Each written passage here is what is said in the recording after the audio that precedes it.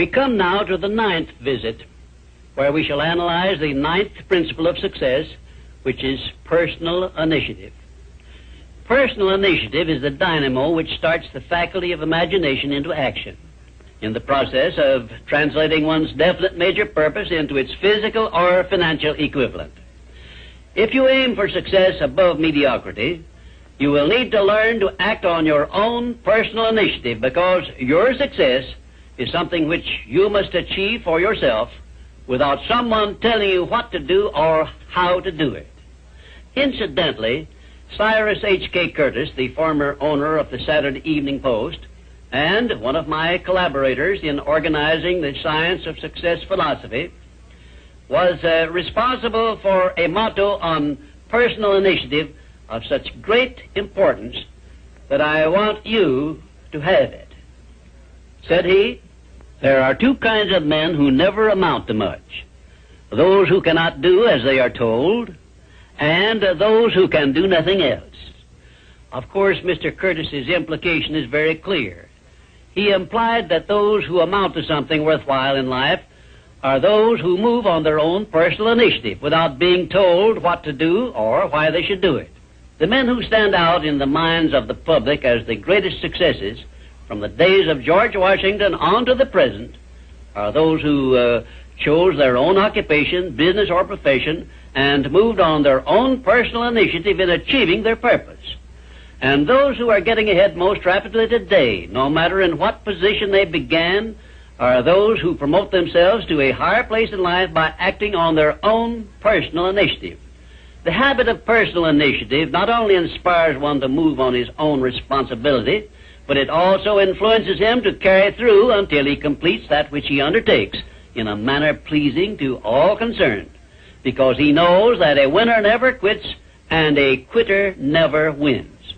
And right here is an appropriate place to say something I perhaps should have said before, namely, that a big success is made up of a great number of little circumstances, each of which is so small and seemingly insignificant that most people pass it by as not worthy of notice.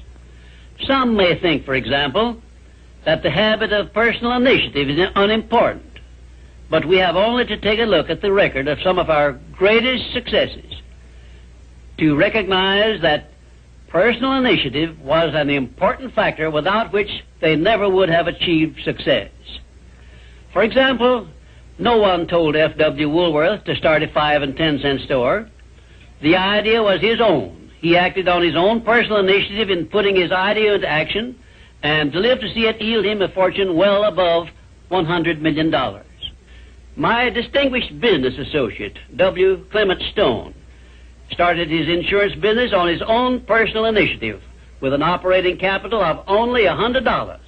But he followed through on that same personal initiative and made his humble beginning yield an annual gross income of many millions of dollars. And it was that same habit of acting on his own personal initiative, of doing the thing he wanted to do, which inspired Mr. Stone to join forces with me in taking the Science of Success philosophy to millions of people throughout the world, an undertaking which it is believed may help more people to find their places in the world than has any other influence during the past 100 years. The habit of personal initiative was the chief trait which helped Henry J. Kaiser to build a great industrial empire and raise himself to a high position in the industrial world.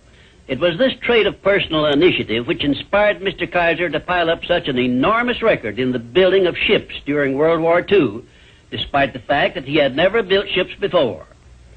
One day when I was lecturing to one of my classes, I mentioned Henry J. Kaiser's wonderful record in building ships more cheaply and quickly than experienced shipbuilders had been able to do, when one of my students spoke up and said, Mr. Kaiser's having been a friend of Jesse Jones of the Federal Reserve Bank did not hurt his chances of success any, did it?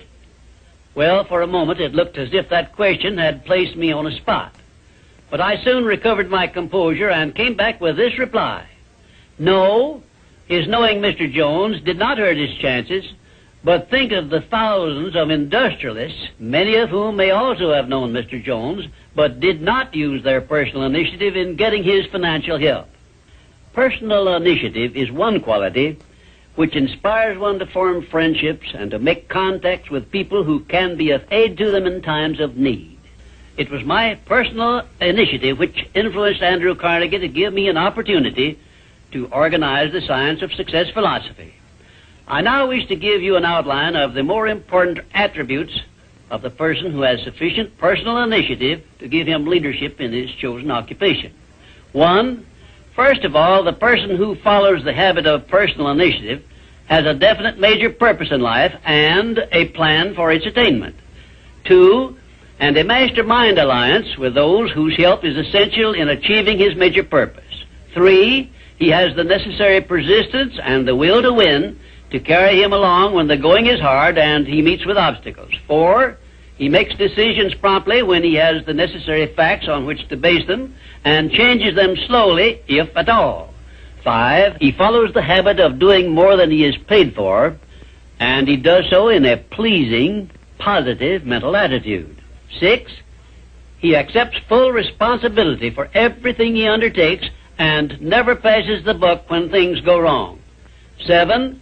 He can take friendly criticism without resentment because he has learned to profit by it. 8. He knows what the 9 basic motives are which inspire all human endeavors and never requests anyone to do anything for him without giving that person an adequate motive for doing so. 9.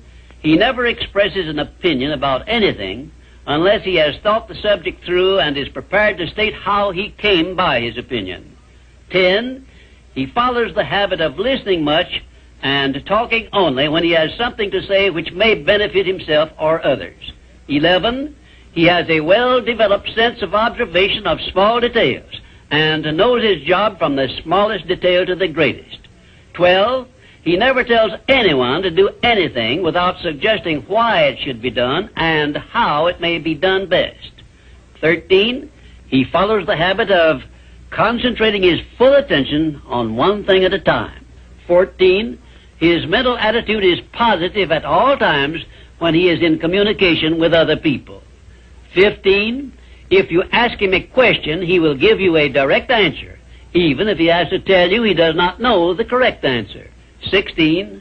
Last, but perhaps most important of all, he never puts off until tomorrow that which should have been done last week, because he knows that the habit of procrastination is near the top of the list of the causes of failure. If you can rate OK on each of these 16 traits of personal initiative, you are a leader in your field of endeavor. When you come to examine yourself on the subject of personal initiative, just remember that your success or your failure depends very largely on the action you take in connection with your occupation. No one will tell you what you should do. No one will tell you what not to do. The decision must be your own, and you must follow through and carry out your decision on your own personal initiative. If you work for wages or a salary, you should decide to promote yourself through your own personal initiative to the top of the scale in your occupation. And remember that your promotion is entirely in your hands. In my previous visits, I have given you a blueprint of the steps you should take in promoting yourself to whatever station in life you desire. Now, let me give you a brief review of 8 principles we have covered previously. 1. Definiteness of purpose.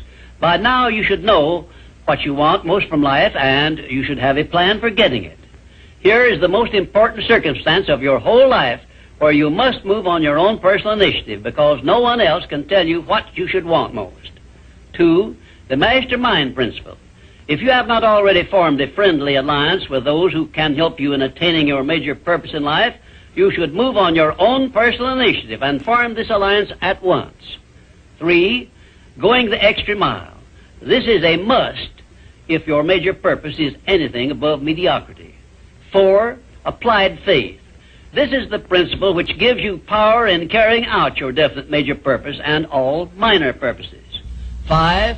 A pleasing personality is an asset of priceless value, and it too is something you must acquire through your personal initiative.